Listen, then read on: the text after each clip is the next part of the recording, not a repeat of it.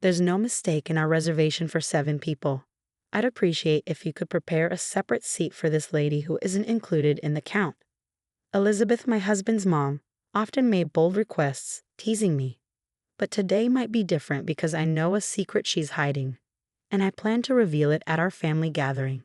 I'm Natalie, 28 years old, and I work as a chef. I met my husband George at the restaurant where I work.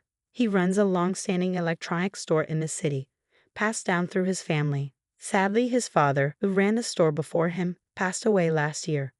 I grew up in a family passionate about cooking. My parents and brother are all culinary professionals. Surrounded by this environment, I learned a lot about cooking from a young age. Thanks to this and my talent, I graduated top of my class from culinary school.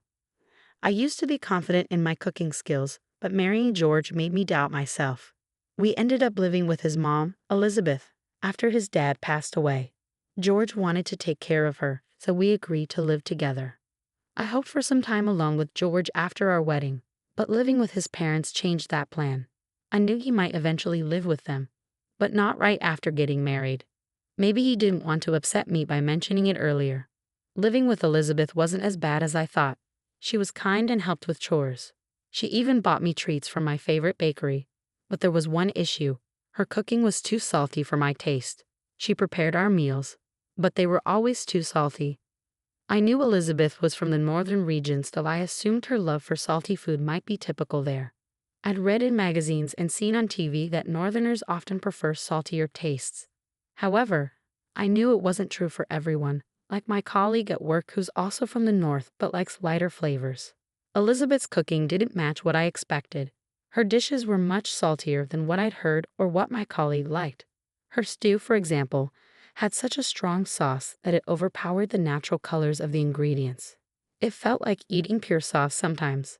Elizabeth would encourage me to eat more, saying that if the food wasn't flavorful enough, it wouldn't be satisfying. I'd often wonder if this was the standard taste. Once my husband mentioned that the dish seemed lighter than usual, and Elizabeth said she adjusted it to my liking. But even then, I found it too salty. I couldn't help but think, this is considered light.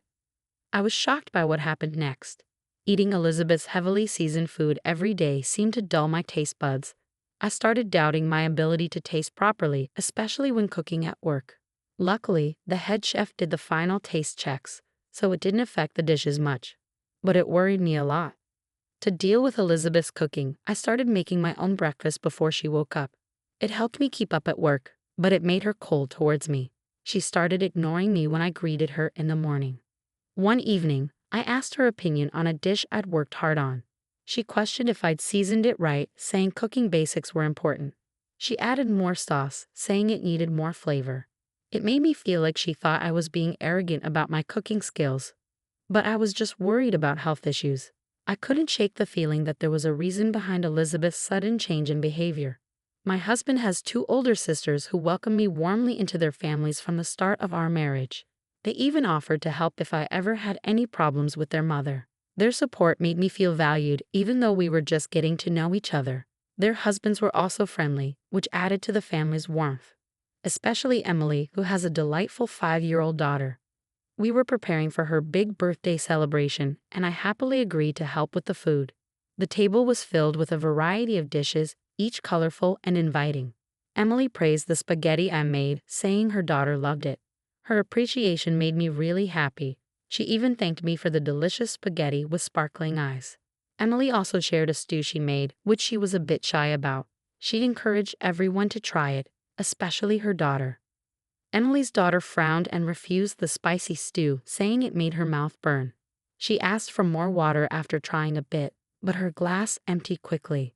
Then she commented that her mom's cooking was usually heavy on seasoning, and today's was even more so. Her mom got angry and stormed off, ending the party abruptly. I regretted offering to help with the cooking, especially since Emily's daughter's comment seemed to upset her mom. It felt unfair for our efforts to be criticized like that. That night, I wanted to apologize to Emily, but I couldn't find the courage. When I finally did, she responded coldly, telling me not to act superior because it wasn't my house. Her response was sharper than I expected. Life became increasingly difficult from the next day onwards. Elizabeth would heavily season the meals I carefully prepared, and on the worst days, she'd even throw them away before finishing them. I turned to my husband for support, but he didn't take my distress seriously. He suggested that maybe I had antagonized her and needed to listen more. It felt like he wasn't understanding my feelings. To add to the strain, despite being married for only half a year, he started coming home late, sometimes not until midnight. He said it was because of work, but he even started missing important family events like Emily's daughter's birthday party. This put a further strain on our marriage. Just when I thought things couldn't get any tougher, Elizabeth had a bad fall down the stairs and seriously hurt her leg. Emily offered to help with her care, but Elizabeth insisted that it was my duty as her daughter-in-law to look after her. After that, my life changed completely. I had to attend to Elizabeth's needs all day, every day, from small tasks to big ones.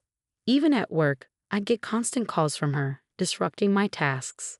At first, my colleagues understood, but eventually, they got frustrated with the interruptions. I ended up resigning from my job. When I told Elizabeth about quitting, she seemed happy about it. Since then, my days have been filled with meeting her spontaneous demands at all hours. It's taken a toll on my mind and body. As my husband's absence at home grew, I couldn't shake my doubts about his excuses for working late. I started considering what our next steps should be. Feeling like I couldn't stand by any longer, I decided it was time to teach both Elizabeth and my husband a lesson. A few days later, during breakfast, I brought up the idea of divorce. They were both shocked by my sudden announcement. My husband questioned why I was bringing it up, reminding me that we were still newlyweds. He denied any suspicion of cheating and seemed hurt by the suggestion. He also pointed out that I rarely came home, and he felt belittled by Elizabeth. He said he couldn't be happy in such a household environment. "I've made my decision," I declared with newfound determination, surprising both of them. My husband quickly apologized, promising to be more attentive to our home life. He even suggested I take a break and go to my parents' house for a while if I needed it. However, he asked if I could still help Elizabeth due to her leg injury. His apology caught me off guard, but I sensed a hint of resentment in his tone. He urged me to reflect on what had happened and suggested we keep trying to live together. He hoped our feelings might change and things could improve. I replied tersely, saying I would think about it. Their smug smiles revealed their shared bond as family. The atmosphere at home improved briefly with my husband coming home earlier, but it didn't last. He started staying out late again, and Elizabeth returned to her cold behavior. Despite her injury, she frequently left the house. When I questioned her actions, I uncovered a shocking truth. My phone rang incessantly one day, with calls from my husband and Elizabeth. They demanded to know why I had left Elizabeth alone. I explained that I was at my parents' house, as we had agreed it would be temporary. But something had gone wrong. Amidst the commotion, I heard Elizabeth's voice in the background. "I won't go back to that house. From now on, all communication should go through lawyers," I stated calmly before hanging up. For the next few days, I enjoyed the peace of my parents' home. They cooked my favorite meals, and I felt grateful for each one. In return, I cooked for them, and when my mother praised my cooking, tears of happiness filled my eyes. During this peaceful time, I got an unexpected message from someone I didn't want to hear from, Elizabeth. She apologized for her past actions and invited me to her upcoming birthday party. I didn't want to go, but the party was at a renowned restaurant, a rare luxury. I decided to attend and convey my intentions. Elizabeth was happier than I expected and shared the details. The day of the party arrived, and the venue was an upscale restaurant near the station.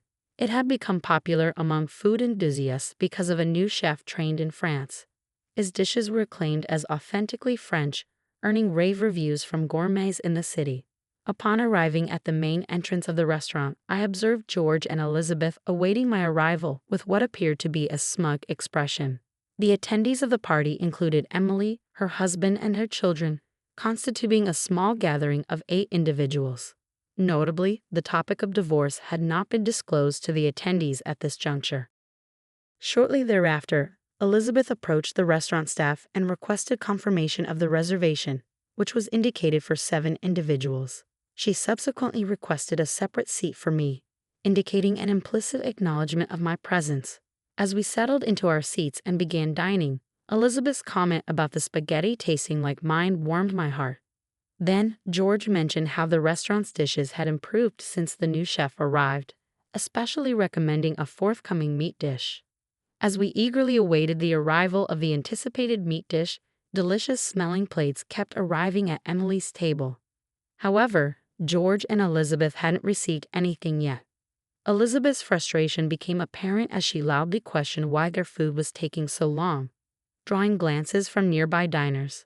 The waiter apologized, explaining that the chef was preparing something special for them, which was why it was taking longer. He asked for their patience a little longer. Despite Elizabeth's annoyance, there was a flicker of satisfaction on her face, knowing they were receiving special treatment. Soon, footsteps from the kitchen caught their attention. Their expressions froze in surprise as I emerged, dressed in a chef's hat and apron. "Natalie, why are you dressed like that?" Elizabeth questioned, while Emily and her husband seemed to enjoy the surprise. I smiled gently and placed the specially arranged dishes before them. "I've prepared a special menu just for the two of you," I announced as I placed the dishes before Elizabeth and George. Elizabeth's plate held a beautiful black lump adorned with a rich sauce, which I further enhanced with a topping. Seeing Elizabeth's surprised expression brought me satisfaction. For George, I presented a dish adorned with various delicacies, each shining brightly. I also provided a special sauce for him to try. Emily's daughter laughed cheerfully, appearing surprised yet intrigued by the unique service. However, George and Elizabeth reacted with anger. "This is unbelievable. I've never seen such inappropriate service. Call the manager," George demanded. I calmly replied, "I'm the person in charge here. Is there a problem?" Elizabeth joined in, accusing me of allowing disrespectful service and threatening to sue. "Feel free, but we're also considering legal action for the disruption you've caused," I responded firmly. "How dare you?" Elizabeth exclaimed in disbelief. It turned out that they were frequent visitors to the restaurant and were known for their demanding behavior and constant complaints. The staff had already viewed them as problematic customers until now. "Considering our familiar relationship, we've treated you with leniency. But now that Natalie has chosen to distance herself from you too, we will treat you impartially. Is that okay, Natalie?" the person in charge, who turned out to be my brother Peter, asked me. "Of course," I replied. Peter, Elizabeth, and George were utterly stunned to realize that the person in charge of the renowned restaurant was my brother. In reality, the restaurant's success was a result of Peter's diligent management and hard work. They had not been informed of this fact. Despite not attending our wedding due to work commitments, Peter had sent a generous gift. He had never spoken with Elizabeth or George before, but he remembered their faces from pictures he had received from family gatherings he couldn't attend. "I couldn't go to the wedding, so I wanted to say hi when you came to visit, but every time you guys seem too busy with your friends," Elizabeth told George and Emily. They looked surprised. "We didn't know. Can you tell us more?" Emily asked, trying to sound happy, but her eyes showed she was serious. "We actually came here to eat with some store owners from the town's market. It's popular now to eat at these new restaurants," George explained. Just then, a waiter came up. "You forgot this last time you were here," he said, handing Elizabeth a shiny earring. "You often eat here with guys who wear earrings. Isn't that risky?" I was surprised by Emily's question but laughed. "Well, it's not exactly like that. He's secretly dating a woman who works at the flower shop across the street." George looked shocked. "How did you find out?" "A few weeks ago, I felt suspicious and hired a detective. They took photos of him having dinner with her here, and even going into a hotel together. To be honest, I don't think it was a good idea for you to marry her. I'm planning to get a divorce. Just be ready for that," George said, speaking openly about divorce for the first time. For me, it wasn't a surprise. I had expected it. "Just remember to pay the alimony." "Don't worry. I recently made a big business deal, so I'm financially stable now. I'll happily pay all the alimony," George assured. That reassured me. "Now about you, Elizabeth." Elizabeth, who had been listening quietly, suddenly spoke up. She was a regular at this fancy restaurant and known by the staff. "What do you want from me? Since my husband passed away, I don't think anyone can criticize me." But I knew something she didn't. "Actually, I had a detective look into your secrets too. Turns out, you've been in a secret relationship for 5 years. But wait, didn't your husband just pass away a year ago? What's going on?" Emily and her siblings were furious and disappointed. Their father had meant a lot to them, so this news was hard to take. I was surprised too, but when I asked the detective how he knew so much about Elizabeth, I found out that her father had hired the same detective agency before. You deceived him for so long, even while he was still alive. And George, even when you were with Natalie, you were seeing another woman. How could you? Emily and her siblings were furious and disappointed. Their father meant a lot to them, so this news was really tough to handle. The tense atmosphere at our table caught the attention of other diners. We promised to talk about it more at home and ended the dinner. As I left, I thanked the restaurant staff and Peter.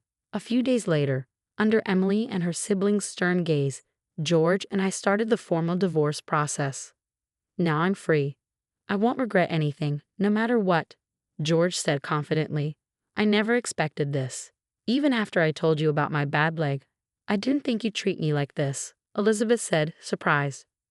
Her leg had actually healed already, but she had pretended to be in pain to seem better than me. It shocked me again. From now on, both she and my husband will be strangers to me. Even though our marriage ended quickly, I have no regrets. A few days later, when I checked my bank account, I was surprised to find that both my husband's and his mistress's alimony payments had been deposited at the same time. It seemed like my husband covered her share too. With this knowledge, I could finally see them as completely out of my life. Then some interesting news came about my husband and his mistress. He had gotten into debt to pay the big alimony. But soon after we divorced, she dumped him easily. Emily told me that the woman is known in the area for going after married men. After what happened at the restaurant, Peter told us that regular customers were tired of George and Elizabeth's behavior, and they were happy we stood up to them. After that, the restaurant banned them from coming in. Their dishonesty became known in the community. A big contract my husband was bragging about got canceled. His electronics store relied on trust from the locals. But now that trust is gone, running it will be hard. Elizabeth's life got tough too. She was left by her longtime lover, and medical tests showed her unhealthy lifestyle was hurting her health. Her health problems were her own doing, so she didn't get much sympathy. Luckily, I got to go back to the Western-style restaurant where I used to work. Even though they knew about my past, the staff and bosses welcomed me warmly. Emily and her family, including the spaghetti lady, kept coming to the restaurant, which meant a lot to me. They had cut off all ties with George and Elizabeth. Their betrayal, especially after their dad passed away and the truth came out, hurt them deeply and seemed hard to get over. Cooking brings me so much joy. Those moments when I'm happy in the kitchen are the ones I treasure the most. It makes me feel truly blessed.